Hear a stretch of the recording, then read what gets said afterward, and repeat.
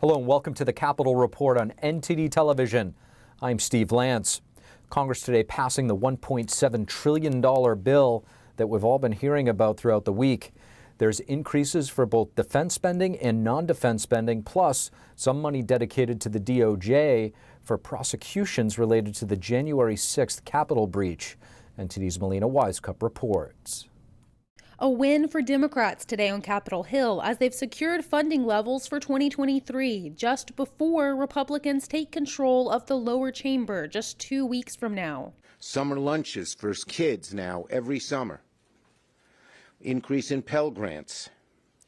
So we've concluded this Congress, one of the most productive in decades, with one of the best omnibus packages in decades. It passed the Senate this afternoon on a vote of 68 to 29. Many Republicans railing against it, some even railing against their own party leadership for cutting a deal in the final hours of the 117th Congress. Some Republicans are trying to call it a big win. I'm sorry, I have a hard time calling that a big win. When you unite all 50 Democrats and sharply divide Republicans, getting, I don't know, probably 10 to 20 votes to support this, I don't understand how that's a big win for Republicans. Senator Ted Cruz writing in a statement, quote, "It is the height of recklessness for Senate Republican leadership to cut a deal with House Democrats who were just voted out of power to give away the leverage that the incoming Republican majority in the House of Representatives could have used to force the Biden administration to change course." The 4,000-page bill released just 2 days ago includes $858 billion in defense spending, a nearly 10% increase, and an 8% increase for non-defense, $787 billion for programs like housing assistance, child care, energy assistance for low-income households, and more. It actually includes measures directly related to the January 6th attack. House Speaker Nancy Pelosi praised these efforts in her last press conference as Speaker, calling them efforts to defend democracy. She first used this language in reference to the billions of dollars in extra aid toward Ukraine, but also in reference to the measures relating to January 6th. So included in this government funding bill is the Electoral Count Act reform, which is meant to make it more difficult to overturn presidential election results in a variety of ways. One of those ways being to raise the threshold for objections to state electors from just one House member and one senator to 1/5 of each chamber. It also provides extra funds for the Department of Justice to further investigate the January 6th Capitol breach. Specifically, it gives around $200 million to U.S. attorneys to further pursue those prosecutions. Reporting in Washington, D.C., Melina Wisecup, NTD News. President Biden delivering a Christmas address, this as a winter storm sweeps the country. NTD's Iris Tao has more from the White House. Yes, it's a story that's 2,000 years old, but it's still very much alive today. As year 2022 comes to an end, President Biden gives a Christmas address at the White House. He highlights the meaning of Christmas and what he says brings us together. Even after 2,000 years, Christmas still has the power to lift us up, to bring us together, to change lives, to change the world. The Christmas story is at the heart of the Christmas Christian faith. And Biden also looks back at highlights of Christmas time in history, including when astronauts of Apollo 8 circled the moon and spoke to people on Earth. They read the story of Christmas creation from the King James Bible. When in the beginning, God created heaven and earth. That light's still with us. And that's as he pivots to today's political divisions, calling on Americans to take a few moments of quiet reflection. And really look at each other. Not as Democrats or Republicans, not as members of Team Red or Team Blue, but as who we really are, fellow Americans. Meanwhile, Biden's speech comes as the nation readies for a once-in-a-generation storm that's bringing heavy snow and flooding across the country. Earlier today, Biden gave this warning. It's not like a snow day, when you're a kid. This is serious stuff. He's urging Americans who's traveling this holiday weekend to leave now to avoid getting stranded. Reporting from the White House, Iris Tao, NTD News. And concerns that the gigantic $1.7 trillion government spending bill may jolt the already teetering U.S. economy in a negative way are being felt by experts and lawmakers alike. Just the other day, I had a chance to sit down with Florida Congressman Byron Donalds about his outlook on the U.S. economy as we head into 2023. Not a good one. Look, I think if you look at the GDP report from third quarter, a lot of government spending in there to prop things up. That government spending is going to start slowing down, obviously. The Fed is still raising interest rates.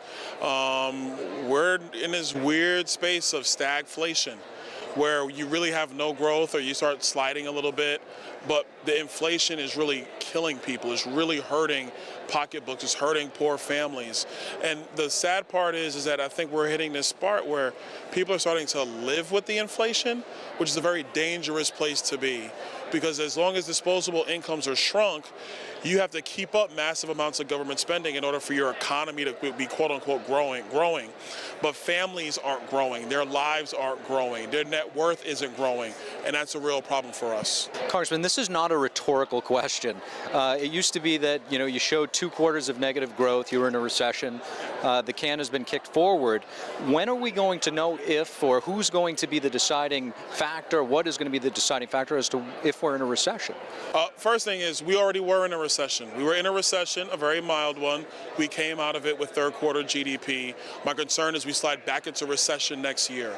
The propaganda from media outlets, and that's exactly what it is, not yours, you guys are good.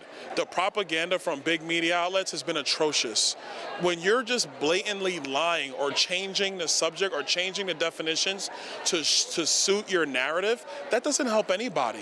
It definitely doesn't help policymakers do the right thing on behalf of the people who sent us all to serve. You've mentioned government spending.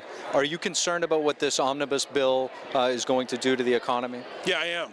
On a number of levels. Number one, the omnibus spending bill does a couple things. It doesn't give us the ability to get rid of these 87,000 IRS agents because you can only really do that with a spending measure. Number two, it doesn't give us the leverage to secure the border. Number three, we got $10 billion that they want for more COVID-19 money. For COVID-19 money, are you kidding me? When there's still about another 400 to 500 billion that's unspent, you're going to send another 40 billion over to Ukraine with no accountability, no inspector general. All that is on the credit card of the American people. The politicians, they're not spending their money. They're spending other people's money to do the things that they want. And you're continuing the Biden agenda, which has not worked for the American people. I'm very concerned about this omnibus. Now, to the Senate Republicans who are supporting this deal to get a deal done and avoid a government shutdown, what they're really doing is they are crippling the leverage of House Republicans to get the woke stuff out of the military, to help secure the border and get our spending under control. And they think this deal is a good deal. It is not a good deal, and it's going to actually hurt the American people, and I'm not going to be quiet about it. And yeah, I'm talking about Mitch McConnell in particular. He's the Republican leader. It's time to shut this deal down, do a short-term CR, and in the next Congress, we can talk about what funding is going to be and how we're going to fund the federal government. Congressman, before I let you go, I just want to get your thoughts real fast on FTX and this whole debacle, where you see it heading, more regulation. What are your thoughts? Well, a couple things. One, the FTX debacle scandal is accounting fraud. This is not cryptocurrency fraud, it's accounting fraud. This is no better than Bernie Madoff. As a matter of fact, it's probably worse than what Bernie Madoff did, and what Bernie Madoff did was horrendous. But it is accounting fraud. There was a letter that I signed on to with 7 other members of Congress about the SEC doing unwarranted investigations past their purview. And so some people are like, oh, you were trying to cover for FTX. No, I wasn't. I didn't even know what FTX was at the time. What we didn't want to have happen is the SEC taking authority it does not have to investigate companies. That should not be happening in the United States. But should Sam Bankman-Fried be held accountable? 100%. Should the donation sent to Democrats be returned? 100%. And any donation sent to Republicans, that money should be returned as well. You have an accounting scandal. They were using QuickBooks, for crying out loud, for a multi-billion-dollar company. That made no sense at all. The internal controls never existed. You have an accounting scandal. Now, for my colleagues in the Senate, and this is Elizabeth Warren, but other people who say, oh, we need new regulations, that's actually not what you need, because there is not a new regulation that would have solved what current accounting laws already have said about what happened at FTX. The cryptocurrency industry is in its infancy. If it falls apart as an industry, it falls apart. But what should not happen is government putting shackles on this industry before it has a chance to grow and mature. Congressman Byron Donalds, thank you so much. Anytime. And the life expectancy rate has dropped to its lowest point in 25 years in the United States. Researchers say that heart disease was the top cause of death in 2021, followed by cancer and COVID-19. According to the Centers for Disease Control and Prevention, the average lifespan in the U.S. is now 76 years.